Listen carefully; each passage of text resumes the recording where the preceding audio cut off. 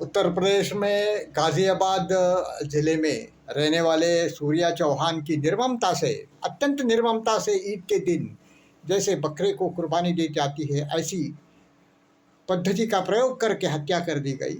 और उसके पश्चात उसके हत्यारे जो थे, असद नाम का एक व्यक्ति था और दूसरा भी था, वो फरार था।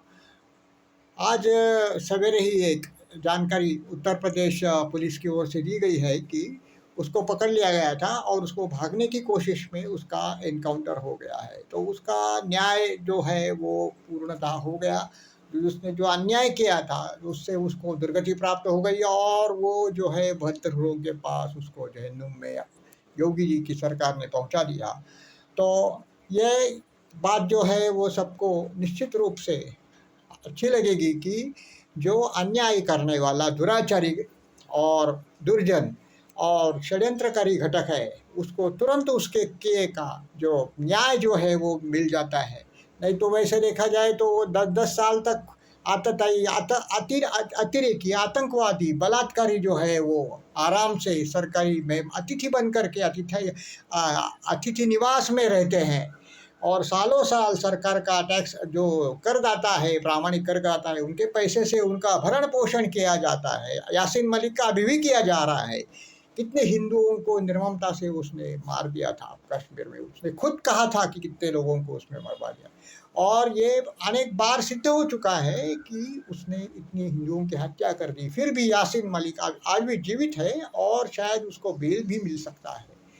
ऐसी परिस्थिति न्याय व्यवस्था की है और यह ऐसी परिस्थिति में इन लोगों को जैसे देखा जाए तो अतिथि बन करके रखा जाता है। तो जब कभी न्याय व्यवस्था का जो भय है वो आतताई को, दुराचारी को अगर होगा तो फिर वो ऐसे हालात उत्पन्न करने में निश्चित रूप से आगे नहीं आएगा, हिचकिचाएगा। उत्तर प्रदेश में जो न्याय व्यवस्था थी है और उसको जो प्रबल रूप से उन्होंने एक दंड व्यवस्था जो है उसका जो भय है आतंकियों को, आतंकवादियों को, तो इससे गुनाह करने की प्रवृत्ति जो है वो पिछली सरकारों की तुलना में बहुत कम हो गई है। और ये न्याय व्यवस्था जो है वो योगी जी ने अत्यंत आदर्श रूप से उसको स्थापित कर दिया है और उनको हमेशा से पुलिस को इसमें स्वतंत्रता है कि जो हत्यारे हैं उनको किसी भी हालत में बख्शा नहीं जाए, उनको दंडित किया जाए। अगर वो पुलिस के ऊपर गोली चलाते हैं तो फिर उससे प्रेम से और गांधीवाद से बात न की जाए। जो जो भाषा जो समझता है उसको उसी भाषा में जवाब दिया जाए। ये तो योगी जी ने स्पष्ट रूप से कहा है और उनको मिट्टी में मिला देंगे इन्होंने प्रतिज्ञा की थी। जो जो आतंकी है और जो माफिया है उनको, तो ये सार्थक रूप से सिद्ध हो गया है। और योगी जी ने जो शांति रूप प्रस्थापित की है उत्तर प्रदेश में और जो जो कानून का राज्य प्रस्थापित किया है वो बहुत आदर्श है। उत्तर प्रदेश जैसे राज्य में भी उन्होंने स्थापित करके दिखाया है, इसलिए उनकी इच्छा शक्ति है और धर्म शक्ति है, ये जागरूक है। इसकी वजह से ये उनको संभव हो सका है। तो इसकी वजह से आज देखा जाए तो आदरणीय योगी जी धर्म के रूप में, प्रतीक के रूप में सामने खड़े हैं और उनके विरुद्ध जितनी भी शक्तियां हैं उनकी दुर्गति निश्चित हो जाएगी। अधर्म की जो शक्तियां हैं, जो शहंशाह है या जो दूसरे को जो लोग हैं वो जो या इसको इस्लामी सल्तनत कायम करना चाहते हैं पूरे देश में 2047 तक, उनको निश्चित ही दुर्गति प्राप्त हो जाएगी। अभी उत्तर प्रदेश के चुनाव आ रहे हैं तो उसमें ये बात भी स्पष्ट रूप से सामने आ जाएगी। तो आपको इसको, देश को, राज्य को बचाने वाले व्यक्ति चाहिए और या राज्य को डुबाने वाला व्यक्ति चाहिए, ये तो निर्णय करना है। ये योगी जी और बाकी अन्य नेता भारत के, ये धर्म और अधर्म की लड़ाई है।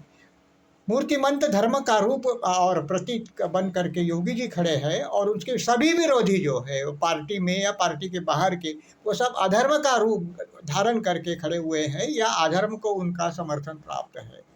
तो धर्म की रक्षा के लिए यतो धर्म ततो जयः, धर्मो रक्षति रक्षिता, ऐसा अगर आप सबको विश्वास है तो फिर योगी जी को उत्तर प्रदेश के हिंदू समाज में एक बार पूर्ण रूप से बहुमत प्राप्त करके जिताना चाहिए, ताकि उनका सामर्थ्य, स्थैर्य और उनके प्रति जो विश्वास है वो अधिक बढ़ जाए, और भारत माता तक की सेवा करने के लिए उनको अधिक सामर्थ्य दे, उनको अधिक आशीर्वाद दे, और उनको ऐसा इतना कद उनका ऊंचा हो जाए कि उसको कोई भी पहुंच नहीं सके। भारत को परम वैभव तक प्राप्त करने के लिए आदरणीय योगी जी को इस देश का नेतृत्व एक न एक दिन तो करना है, और इसमें पड़ाव जो है उत्तर प्रदेश का चुनाव है। तो सबको उत्तर प्रदेश के चुनाव में ध्यान रखते हुए उत्तर प्रदेश के हिंदुओं को इस समय ये ध्यान रखने की आवश्यकता है। ये जो बात थी अभी सूर्या चौहान की हत्या के मामले में, उसका संदर्भ जो आया उसके संबंध में कहते हैं कि अगर योगी जी की जगह पे दूसरा कोई भी मुख्यमंत्री होता तो बेचारे सूर्या चौहान को इतनी निर्ममता से हत्या की गई कि उनको ये देख करके रोना आ जाता है। इतनी निर्ममता से हत्या हुई, इसको न्याय नहीं मिलता, उसकी विधवा माँ को भी न्याय नहीं मिलता, लेकिन योगी जी है इसके लिए उसको तुरंत न्याय मिल गया। और बाकी जो जो उसके सहकारी है, जो हत्यारे हैं उनके, वो भी पकड़े जाएंगे और उनको भी निश्चित रूप से दंडित किया जाएगा। अपराधी को दंडित करने की जो परंपरा योगी जी ने कायम की है, वो न्याय के राज्य, सत्य धर्म का राज्य प्रस्थापित करने में बहुत महत्वपूर्ण भूमिका अदा कर रही है उत्तर प्रदेश में।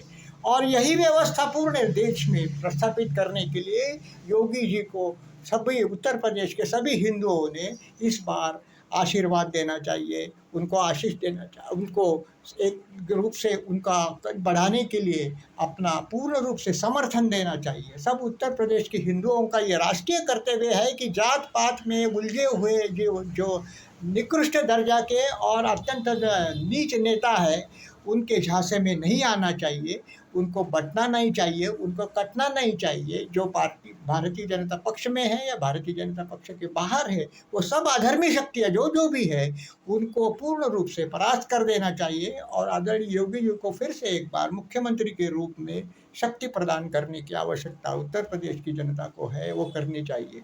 नहीं तो न्याय का राज्य प्रस्थापित नहीं होगा।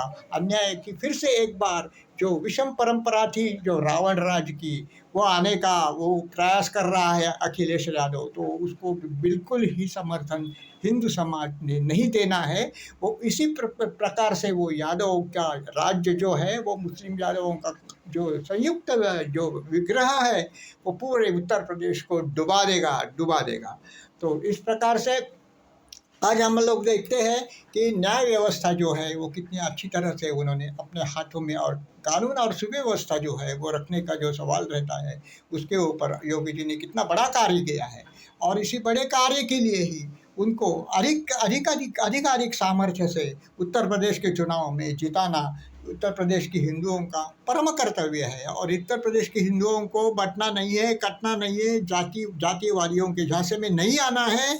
और फिर से एक बार आदरणीय योगी महाराज को अपना समर्थन पूर्ण रूप से उत्तर प्रदेश के हिंदुओं को देना है। ये विनम्र भाव से सब प्रार्थना उत्तर प्रदेश के हिंदुओं को करेंगे। पूर्ण समूचे भारत की जनता आज उत्तर प्रदेश के हिंदुओं से यही गुहार लगाएगी कि आप बटो नहीं, आप कटो नहीं। योगी महाराज को फिर से एक बार सामर्थ्य प्रदान कर दो, योगी महाराज को फिर से एक बार अपना समर्थन 2027 के चुनाव में आप दे दो।